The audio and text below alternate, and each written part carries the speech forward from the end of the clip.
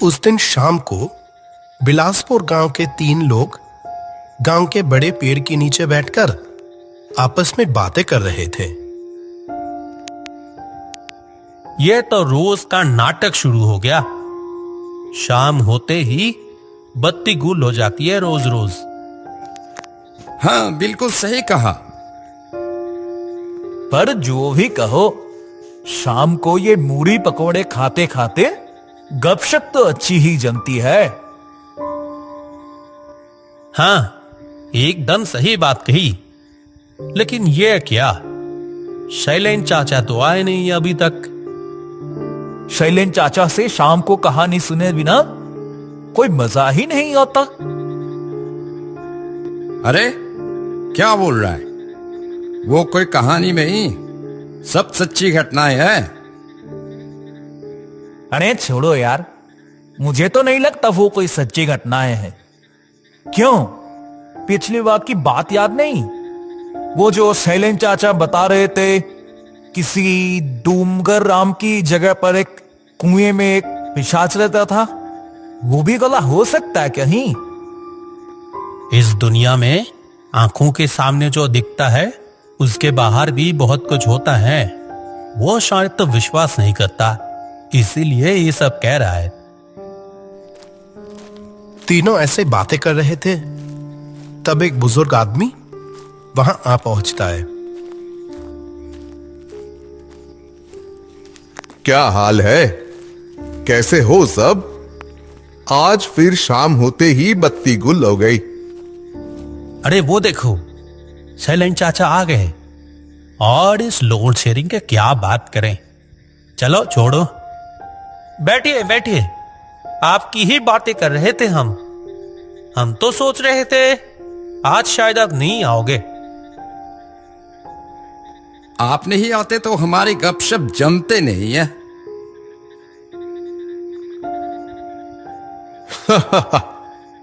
मैं तुम लोगों से उम्र में बड़ा हो सकता हूं, लेकिन तुम्हारे जैसे जवान लड़कों के साथ बैठकर गपशप करने में मजा ही अलग है। उन बूढ़ों के साथ बैठकर दूसरों की बुराई करना मुझे बिल्कुल नहीं भाता। ये लो चाचा, गरम गरम मूढ़ी पकोड़े। वाह, इस सुहानी शाम में गरम गरम मूढ़ी पकोड़े, बहुत बढ़िया। तो शैलेन चाचा, आज आपके जीवन की कौन सी घटना सुनाओगे? अच्छा चाचा, आपने सामने से कभी भूत देखा है कोई? शैलेन चाचा कुछ देर सोचकर फिर बोलने लगते हैं। तुम लोग शायद सोचते होगे कि मैं तुम्हें जो घटनाएं सुनाता हूं वो सब मनगढ़ंत है, पर ऐसा बिल्कुल नहीं है। मैं डॉक्टर होने के नाते इस देश की अलग अलग जगहों पे रहा हूं। वहां से कितनी तरह की अनुभव हुए हैं मुझे, और वही तुम लोगों को सुनाता हूं। सच में चाचा, आप जो घटनाएं सुनाते हो वो सुनकर तो किसी को भी डर लग जाएगा।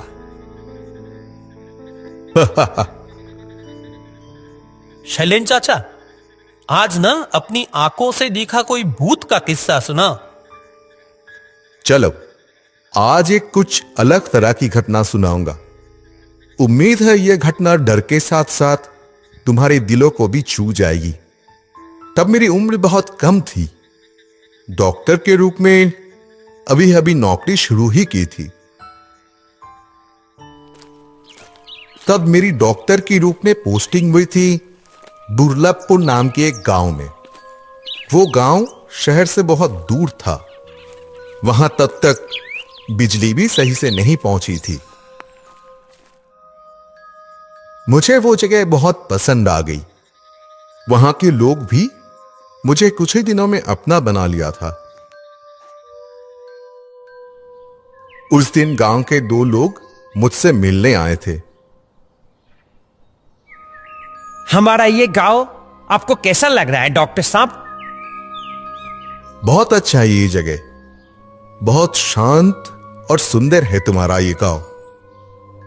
तो डॉक्टर साहब, आपको यहां रहने में कोई परेशानी तो नहीं हो रही? कोई दिक्कत हो या किसी चीज की जरूरत हो तो हमें जरूर बताइएगा। हाँ, नहीं नहीं, कोई परेशानी नहीं हो रही है। अकेला रहता हूं, इसीलिए कोई समस्या नहीं है। और श्याम भैया तो है ही, खाना बना सब बनाकर दे जाता है। बहुत अच्छा है, कोई दिक्कत नहीं। चलो, सुनकर बहुत खुशी हुई। पर डॉक्टर साहब, आपसे एक बात कहनी थी। उस आदमी की बात सुनकर मैं बहुत हैरान हुआ। हंसते मुस्कुराते दोनों लोग कुछ ही पलों में बहुत गंभीर हो गए। तुम क्या कुछ खास कहना चाहते हो? हाँ, वो तो कहना ही है। दरअसल आप तो गांव के बिल्कुल आखिरी सिरे पर रहते हैं, इसीलिए कह रहा हूं, ये जगह कुछ खास ठीक नहीं है। क्यों? ऐसी बात क्यों कह रहे हो? आप अंधेरा होने के बाद ज्यादा बाहर मत निकलिएगा और अस्पताल से भी कोशिश कीजिएगा शाम होने से पहले ही लौट आने की। आपके क्वार्टर के पीछे जो रास्ता उस जंगल की तरफ जाती है ना, उस रास्ते की बहुत बदनामी है डॉक्टर साहब। बदनामी? बदनामी मतलब? चोट के तो का खतरा है डॉक्टर साहब। रात में उस रास्ते पर किसी को अकेला पा गए तो बिल्कुल नहीं छोड़ते, यहां तक कि मार भी डालते हैं। ये तो बहुत भयानक बात है। पुलिस कुछ नहीं कर रही? अरे, पुलिस उन्हें ढूंढ पाएगी तब तो कुछ करेगी ना, इसीलिए आप खुद ही सावधान रहिएगा। अब समझ में आया क्यों श्याम भैया शाम होने से पहले ही सारा काम निपटा के चला जाता था। उस दिन उन लोगों की बातें सुनने के बाद से ही मैं बहुत सतर्क हो गया। बहुत जरूरी ना होने पर शाम के बाद घर से नहीं निकलता था और अस्पताल से काम निपटा कर शाम से पहले ही घर आ जाता था। उस दिन रात बहुत गहरी थी। आसमान काले बादलों से ढका हुआ था। दिन भर का काम खत्म करके जल्दी से खा पीकर सो गया था।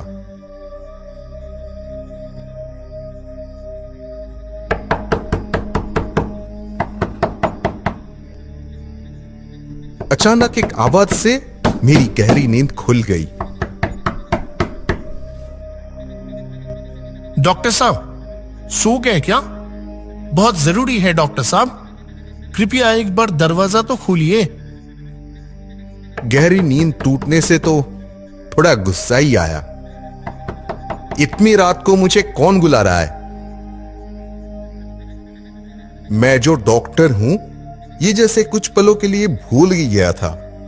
अपने काम का ध्यान आते ही सोचा, इतनी रात को जरूर कोई मुसीबत में पड़कर मेरे पास आया होगा। यह सोचकर ही बिस्तर से उठकर दरवाजा खोला। दरवाजे पर एक अधेड़ उम्र की आदमी खड़ा था। गांव का ही कोई आदमी होगा शायद, ठीक से पहचान नहीं पाया। तुम कौन हो? इतनी रात को यहां क्या कर रहे हो? डॉक्टर साहब, क्या आप मेरे साथ अभी थोड़ा मेरे घर चल सकेंगे? इतनी रात को? हाँ डॉक्टर साहब, दरअसल मेरी मां की तबीयत बहुत खराब है, बिस्तर से उठ ही नहीं पा रही है। ऐसा है क्या? लेकिन तुम्हारा घर कहां है? मेरा घर जंगल पार करके उस दूसरे गांव पे है। दरअसल मेरी मां की तबीयत बहुत खराब है। मेरे पिताजी भी बूढ़े हो गए हैं। इतनी रात को इसीलिए मैं ही आया हूं आपको बुलाने। पिताजी तो मां को छोड़कर आ नहीं सकते। अपनी मां के प्रति इतनी अच्छी भावना देखकर बहुत अच्छा लगा। मैं भी और कुछ नहीं सोचा और अपना डॉक्टरी का सामान लेकर तुरंत उसके साथ निकल पड़ा। अच्छा, तुम्हारा घर क्या बहुत दूर है? बस पास के ही गांव में है डॉक्टर साहब, थोड़ा दूर है और ज्यादा वक्त नहीं लगेगा। बाहर निकलकर अंधेरे में थोड़ा चलते ही बारिश की मौसम होने के कारण काफी ठंडक लग रही थी। तुम्हारा नाम क्या है? मेरा नाम गणेश। वो आदमी रास्ता दिखाते हुए मेरे आगे आगे चल रहा था और मैं उसके पीछे पीछे। कुछ देर चलने के बाद हम उस जंगल में पहुंच गए। चारों तरफ बड़े बड़े पेड़ थे और बीच के पतले रास्ते से हम दोनों आगे बढ़ रहे थे। मुझे अंदर ही अंदर अजीब सी घबराहट महसूस होने लगी और साथ ही अचानक उन दोनों गांव वालों की कही हुई बातें याद आ गई। अच्छा गणेश, इस जंगल के रास्ते के अलावा और कोई रास्ता नहीं है तुम्हारे घर जाने का? हाँ डॉक्टर साहब, रास्ता तो है, पर इस रास्ते से जल्दी पहुंच जाएंगे। तुम्हारी माँ की तबीयत खराब है बोले, क्या तकलीफ हो रही है तुम्हारी माँ को? माँ का सर बहुत दर्द कर रहा है, साथ ही तेज बुखार है। बहुत तकलीफ हो रही है मेरी माँ को। ये समझने में कोई मुश्किल नहीं हुई कि वो आदमी अपनी माँ से बहुत प्यार करता है। थोड़े और आगे बढ़ते ही लगा जैसे दो साए हमारे पीछे पीछे आ रहे थे। यहां तक कि उनकी फुसफुसाने की आवाज भी सुनाई दी। थोड़ा जल्दी चलो, कोई हमारे पीछे आ रहा है लगता है। मेरी बात सुनकर वो आदमी भी अंधेरे की तरफ एक बार देखकर तेजी से चलने लगा। हम इतनी तेजी से चल रहे थे, पीछे उन दो सायों की रफ्तार भी और बढ़ने लगी। ओए, तुम दोनों रुको, बोल रहा हूं।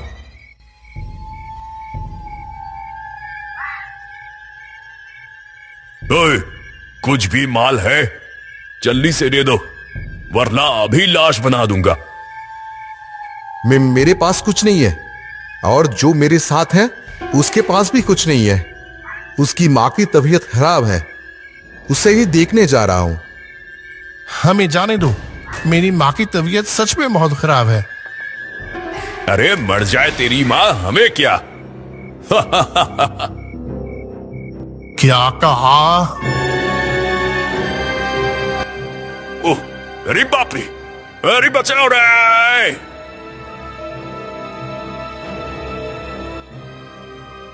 अरे ये क्या हुआ? वो गुंडे दोनों ऐसे चिल्लाकर क्यों भागे? वो शायद अपनी गलती समझकर चले गए होंगे। आप अब जल्दी से चलिए डॉक्टर साहब, बहुत देर हो गई। मेरी मां कैसी है कौन जाने। हाँ चलो चलो। और थोड़ी ही देर में गणेश के घर पहुंच जाते हैं। वो रहा हमारा घर, आप जाइए, मैं यही हूं। तुम नहीं जाओगे अंदर? नहीं नहीं, आप जाइए ना, मैं इधर ही हूं। घर के अंदर जाके देखा, एक बुजुर्ग महिला बिस्तर पर लेटी है। चेहरे पर दर्द साफ दिख रहा था और उनके पास बैठे हैं एक बुजुर्ग आदमी। यही होंगे फिर गणेश के मां बाप। उन्हें पहली नजर में देखते ही समझ गया कि उनकी तबीयत बहुत खराब है। मेरा परिचय जानकर वो दोनों जैसे खुशी से झूम उठे। डॉक्टर साहब, आप जो यहां आकर कितना उपकार किया, हम बता नहीं सकते। मुसीबत इतनी बड़ी थी कि मैं उस आदमी के बारे में कहना ही भूल गया। इस रात को अस्पताल ले जाने की समय नहीं है समझकर घर पर ही कुछ करने का सोचा। बुजुर्ग आदमी से कहा, इन्हें तो बहुत तेज बुखार है, इस हालत में तो अस्पताल ले जाना भी मुमकिन नहीं है। मैं इन्हें एक इंजेक्शन दे देता हूं, उम्मीद है फिलहाल इससे काम चल जाएगा। वक्त जाया न करते हुए इंजेक्शन लगा दिया। आधे घंटे के अंदर ही हालत में सुधार आने लगा।